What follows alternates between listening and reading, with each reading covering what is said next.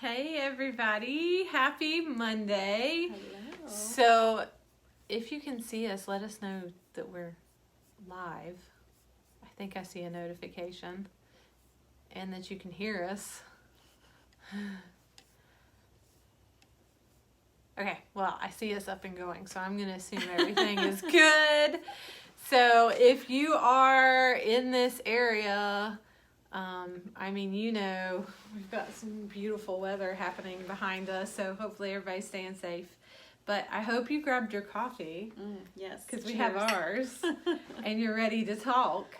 So immune health is probably one of my favorite areas. So we have a lot of information. I even have notes, and I don't usually have that. So hey, Mary, we're glad you're here and joining us. So anyways, we're going to try to keep it fun. So I guess our first question to you, where is yours? Well, I'll be right down to Florida with some. It's actually espresso and it's pretty good too. So anyways, just let us know, what is your favorite immune boosting or immune health? What do you do during this time of year? Or any time really, what's your go-to, what's your favorite supplements or food that you eat, whatever it may be, just tell us. And we're going to kind of hit a couple things. So we wanted to talk about supplementation and herbs. We wanted to talk about, of course, chiropractic and how that affects your immune system. Exercise actually affects your immune system. And then we're also going to kind of touch on diet. A little bit, but that's pretty subjective. So, do you have anything to add before we get going? No, I don't think so. Jump right into it. I have something I have to grab that I forgot about. Oh boy. Oh.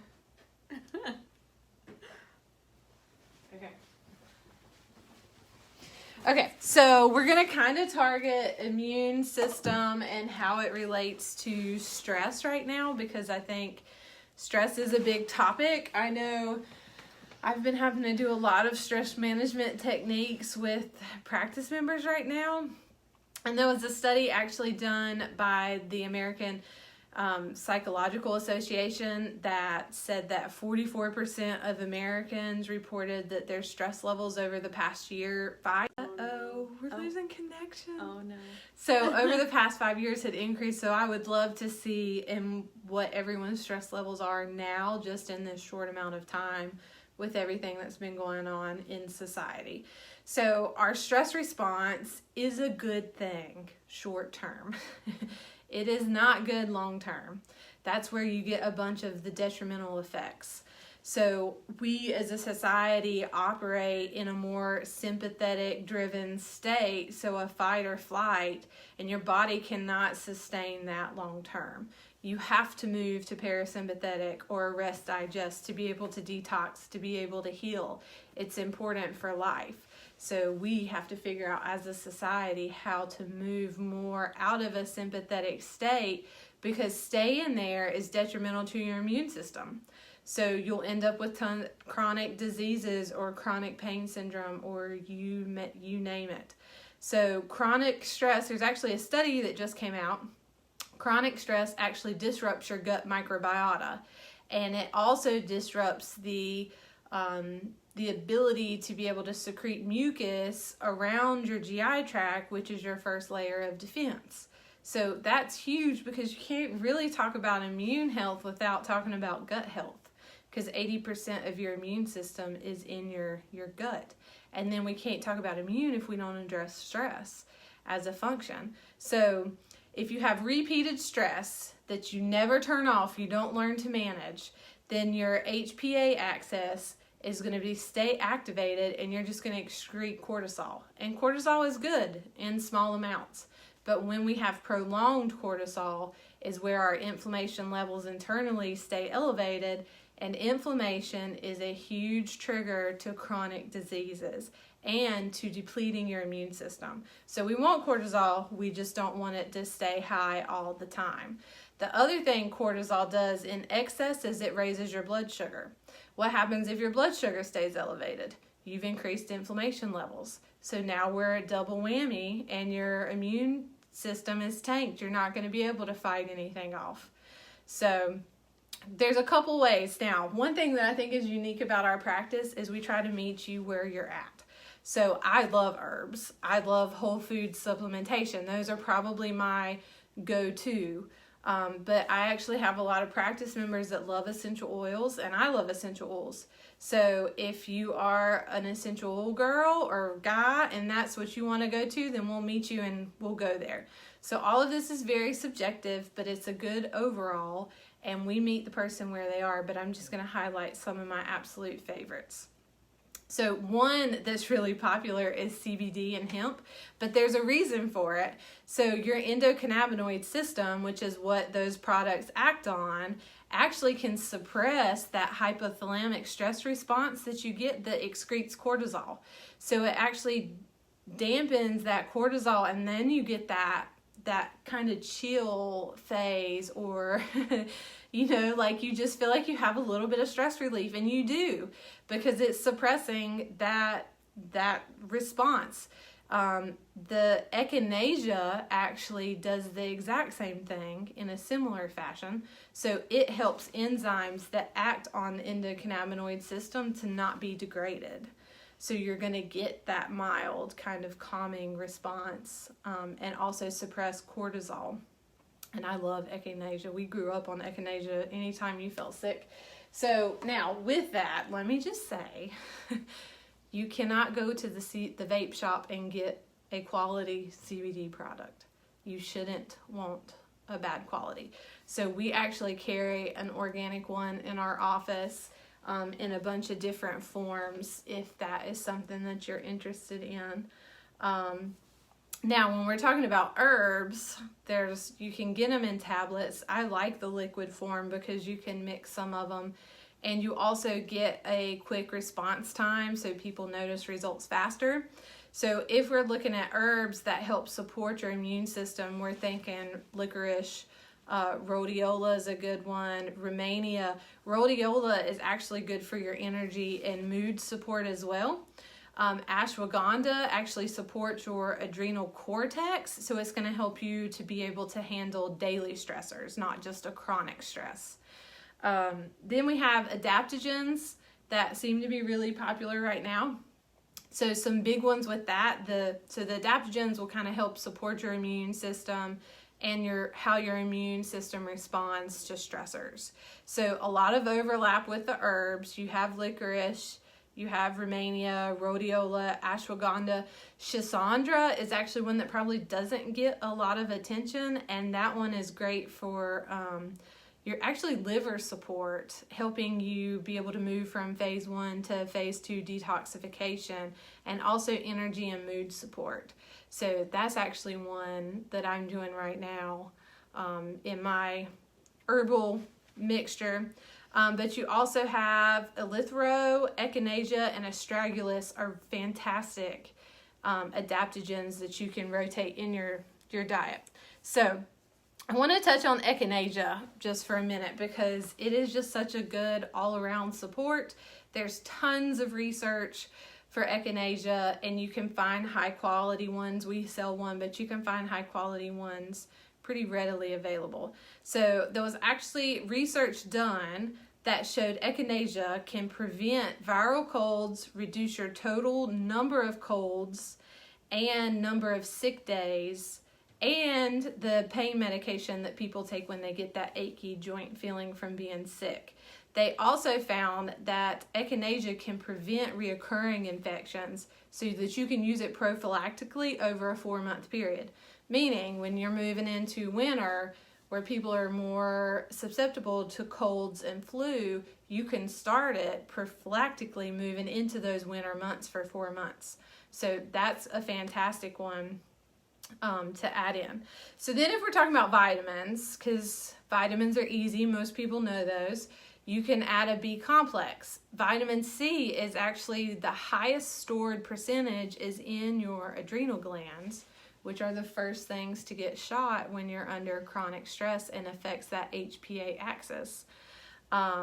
Trace minerals is another one, and magnesium. So the other week we were talking about ways to get trace minerals in your water. and so they're important. Everybody knows vitamin D is important. You can get out when it's sunny and get some vitamin D, or if you have a high quality vitamin D supplement, that will boost your immune system as well. There was a study recently that I read on children with vitamin D3 that took 1,200 IUs a day, and they were 42% less likely to come down with the flu. So I think that's pretty good statistics right there. Harvard actually did a collaborative study, and their results for vitamin D was that used daily or weekly, you had the greatest health benefits. Zinc is phenomenal. There's a lot of research with zinc. It actually supports your barriers for your immune system, which will be your first line of response. So like the mucosal barrier that we were talking about with the gut. And it helps with the oxidative stress that happens whenever you're sick and getting rid of those free radicals. And it also can shorten your cold by 33%. Now, on the topic of gut health, I couldn't not show you guys this. This is one of my favorite supplements. So it used to be called Restore. I don't even know if you can see it. It's called Ion Gut Health now. It is the easiest supplement. You take like a teaspoon each time before you eat, and it takes your tight junctions that line your intestines, and it helps them hold together. So the big thing with gluten is that it pulls those junctions apart. Now you have holes where food, bacteria, everything can leak into your bloodstream. That can cause those allergic reaction symptoms or sensitivities or eczema or bloating, abdominal pain, you name it. Autoimmune conditions. So by holding those junctions together, if you have cross-contamination or you do come into contact with like a sensitivity your body doesn't agree with, it's less likely to escape and cause inflammation in your body, hence helping your immune system. So that is one of my favorites. Then the last supplement I'm going to talk about is one that we carry here that really activates your parasympathetics, so kind of moves you out of that stress response. And it's a blend of saffron, St. John's wort, Schisandra, and skullcap. It is fantastic at calming the nervous system down. It helps with your stress response to daily stressors, and it can also help you sleep. So, deep breath. I could go on all day talking about supplements and herbs, but I just wanted a brief overview to get you guys going. So, drop in the comments. Let me know what your favorite supplement, herb, or immune boosting, even essential oil that you take. So, ready? All right, yeah. That was good. All right, so I'm going to talk a little bit about exercise and the effect that it has on your immune system. So I love exercising every week. Like, it's a time when I can go in and not think about anything but what's in front of me, what do I need to do. And it's just a total stress relief for me. Excuse me, stress. Yeah. Okay, so not only is it great for your cardiovascular health, your bones, your joints, but like I said, it's good for immune function as well.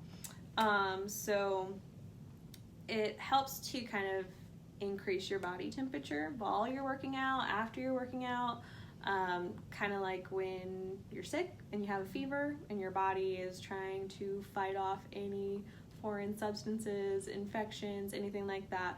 The increase in your body temperature just helps to kind of get rid of any bad bacteria or anything like that.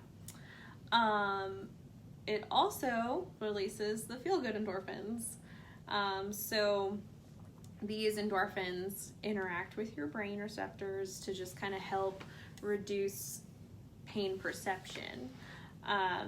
It also kind of brings the stress hormones down in your body as well, so that cortisol, norepinephrine, adrenaline, it brings all that down. If that is constantly, coursing through your bloodstream, you're not going to be able to make a lot of white blood cells. So exercise increases your white blood cell production and inflammatory markers, which help helps your body to respond to like acute injuries and that sort of thing. So it decreases chronic inflammation, which is, you know, the toxins that we're experiencing, environmental toxins, diet, like what Sandra will be talking about next. But it helps to decrease that chronic inflammation. Now, acute inflammation is actually a good thing. It's a sign of a healthy immune system. So if you have like an acute injury and you have an acute inflammatory response, that's good. You're going to get it treated sooner. We're going to get you back doing what you love quicker and not as much pain. So decreases chronic inflammation. What else? I've lost my train of thought already. It's the coffee. I'm just like, Okay, so a recent study, 2019, found that moderate intensity exercises are linked to lower rates of upper respiratory tract infections. So that includes things like the flu, the common cold, and it just reported that it reduced it by about 26%, which is still good. People who are, you know, avid exercisers going like maybe 2 or 3 times a week compared to people who maybe only go like 4 times a month, is what the study was saying. So exercise training, great for immune function. But so now that you know a little bit about, you know, what exercise can do, increasing white blood cell production, decreasing chronic inflammation, releasing feel-good endorphins, what are some things that you all are doing during this pandemic? I mean, I know gyms are still, some people may not want to go to them. Or what's something that you can start doing during the pandemic. Something as easy as taking a bike ride with your children for 30 minutes or going on a walk, 20-minute walk during your lunch break. It doesn't have to be like a strenuous workout for you to get these really great immune boosting benefits. And have an accountability partner. Sandra is mine most of the time. Made her do some bar workout with me. That is tough. That's really hard. We should have videoed that. But yeah, I mean, and if you can't get together, you know, just put your headphones in, talk to a friend while you're walking, or do like an online virtual video of you two doing the workout together or something like that. Yeah, the key is like finding something you enjoy doing, so you're not seeing it as another chore or another thing to add to your list. Right. Yeah. Like Nicole, Dr. Doherty likes CrossFit. Oh yeah. That's her big thing. I'm like, oh my gosh, I have to drive, I have to change, I have to drive back, I have to change back. So I actually still do Beachbody on demand, and that's what I did during school because it's easy. Even here at the office, I have a break between patients. I can change real quick, do 30 minutes and done. So it's whatever you enjoy, get your heart up, you get the benefits. That's the big thing with that. Done there. Yeah, that's all I got for exercise. Diet. And I don't even like the word diet. People hear diet and they think I'm talking about dieting, and I am not. So throw that out the window, and we're thinking more lifestyle. Lifestyle changes, lifestyle diet. And this same thing with supplements. There's not a one size fits all. We can get a general idea of what you should be doing. And then, you know, when you come to us, you get a more specific, customized based on you. So if you're following a certain diet or lifestyle right now, just pop in the comments what you are doing. So, you know, part of, I think, what's going on in the world should make you realize that being healthy and having a good diet is extremely important. I just read a study that actually said that only 12% of the U.S. are metabolically healthy. That's a terrifying statistic. You know, we're one of the wealthiest. We have supposedly the best health care, but only 12% of Americans fall in that metabolically healthy category. That's scary. So we should all be doing things to change that. So now there's tons of diets. There's the AIP, there's paleo, there's low FODMAP, there's lectin free, there's, you know, plant paradox, there's bulletproof, there's low carb, there's all kinds. So it kind of fits into what do you like, what can you work with to bring down inflammation. So I'm going to give you just a general, if there was a few things you could change or focus on, what would give you the biggest health impact. So for one, it would be to tell sugar goodbye. Okay, and sugar is hidden in so many things that you have to look at the back of the label. I look at the sugar content, the added grams of sugar, and then you have to start learning how to read some ingredients. So anything that ends in ose is a sugar. So you'll see maltodextrose or ribose or, the list, you can look up sugar names, and they've changed it so that the common consumer doesn't pick it up and go, oh man, there's sugar in here. So it's kind of hidden. But that would be the one biggest thing, if you could start changing now, that would drastically improve your immune health.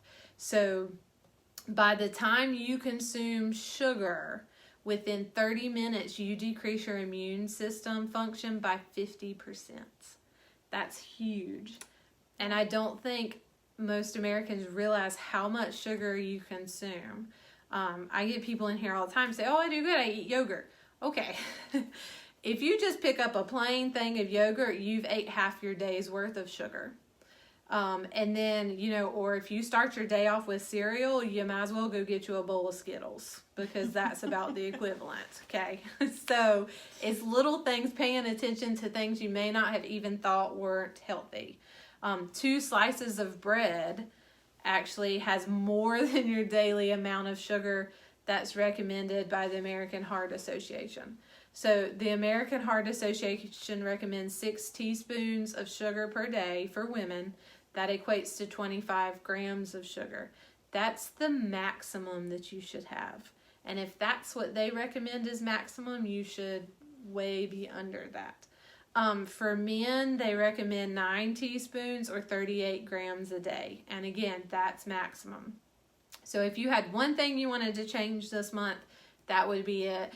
Focus on reducing sugar. Start reading labels and see what's in the sugar. Tell fruit juices goodbye. You know, when you look at the back of those, it's loaded with sugar, but you're losing the benefit of the fiber if you had just actually ate the fruit. So there's actually research coming out from California that's pretty exciting. They're in their 2nd year study.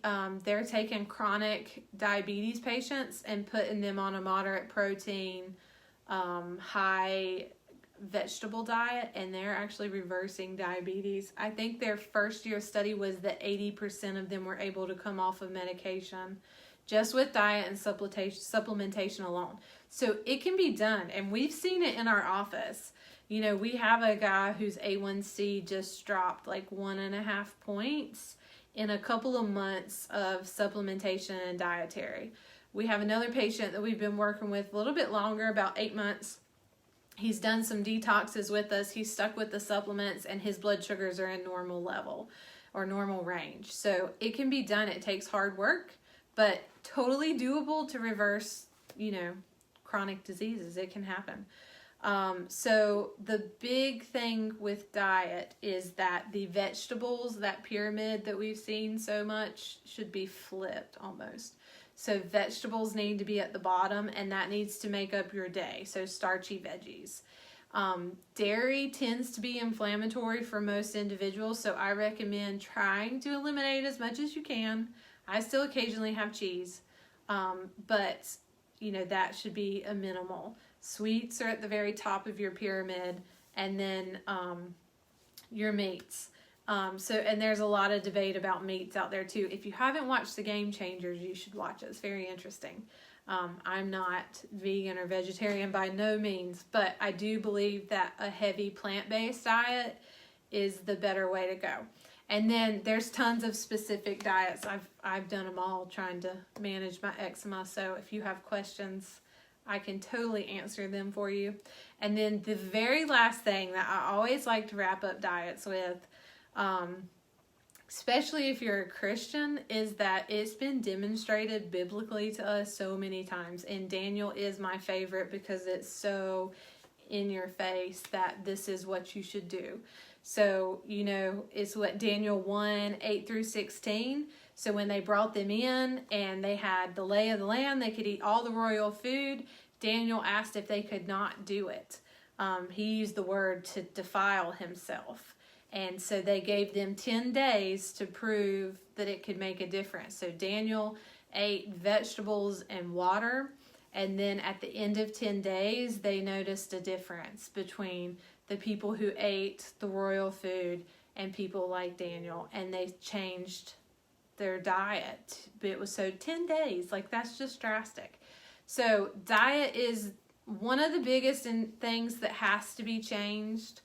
And it's easy. You just make accommodations. We had a zucchini pizza last week. So you don't deprive yourself. You just find substitutions. Or you showed me a Nomu. Someone's called Nomu. Yeah. Nomu ice cream. It's a coconut milk-based ice cream that had 6 grams of sugar in a serving. So you can still have treats. You just learn different ways about going about it, and you have it more sparingly. Yeah, but you definitely can still live life. And you have to find your why when it comes to diet. So my big why is that I don't want to be constrained by chronic disease as I age. So I want to be free. It's really about freedom for me. I want to be free to exercise when I'm 65, or go hike a mountain, or play with my nephew, or whatever it is, without being constrained by pain or a disease that limits my ability. So when I'm choosing my food, it really is food is medicine. So is this food going to feed my body, or is it going to send me down towards a disease pathway? So very well put. All right, last topic's our favorite. It's our favorite thing. It's about chiropractic. Okay, so chiropractic and immune function. When we perform chiropractic adjustments, we are naturally stimulating your nervous system. Mm-hmm. So we're trying to remove any interference on your nervous system, on your nerves. Mm-hmm. Interference can cause inflammation in that area. We're just talking about inflammation, mm-hmm. which will decrease your immune system. So when we stimulate your nervous system, we're in turn stimulating your immune system. So when your body is free from nerve interference, it can communicate with the rest of the body, and your immune system is able to better be prepared and fight off any foreign substances that come along. So it can also release feel-good endorphins into your bloodstream, a lot like exercise does. So I'm going to read this study that I found because I don't want to mess it up when I'm telling you guys, because it's awesome. Okay, so University of Spain undertook a study to find out what happens physiologically before, directly after, and 2 hours after a chiropractic adjustment. So there were 30 students tested, all without any symptoms. One group received neck adjustments, the second group received mid-back thoracic adjustments, and the third group did not receive any adjustments at all. Blood tests were performed prior to the chiropractic adjustments, directly after, and 2 hours later. So this study was aimed at identifying and understanding what hormonal changes occur after manual chiropractic adjustment. So what did happen physiologically? The study followed 4 hormones in the blood plasma: neurotensin, oxytocin, cortisol, and orexin A. So neurotensin is believed to nullify pain brought on by stress. Interacting in the brain with serotonin neurons, which regulate mood, appetite, sleep, and just kind of give you that overall feeling of well-being. Oxytocin plays a role in social bonding and intimacy. So this is a hormone that's released into the bloodstream during childbirth and breastfeeding. It's just referred to kind of as the love hormone due to its relationship with trust and attachment between others. And then cortisol, we kind of talked about it a little bit in the beginning. It's a steroid hormone produced in the adrenal glands. And when released into the bloodstream, it acts as to decrease like local edema and pain by blocking the early stages of inflammation. So like you were saying before, a little bit of cortisol is beneficial. But when you have it continuously running through your body, then you get overwhelmed, sympathetic, fight or flight type of response. And orexin A is associated with pain control. So after the chiropractic adjustments, the levels of all of those hormones increased in all of the test subjects.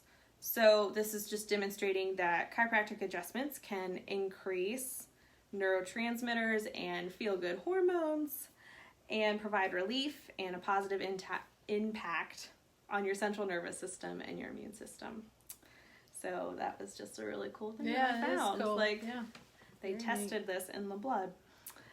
So, I mean, in conclusion, chiropractic improves and enhances the immune system by reducing stress in your body, promoting white blood cell production, decreasing inflammation,